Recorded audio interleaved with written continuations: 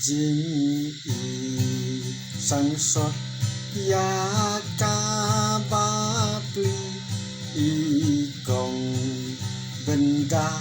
sim kalong kmi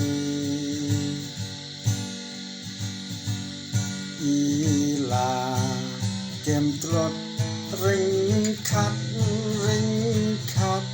ha jing sha than sekretariat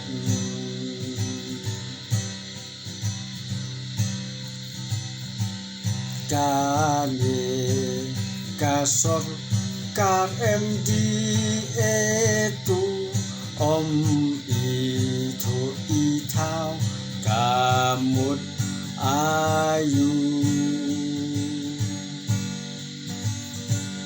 wat si kentin ka klem jubab imat kahun ladangin yap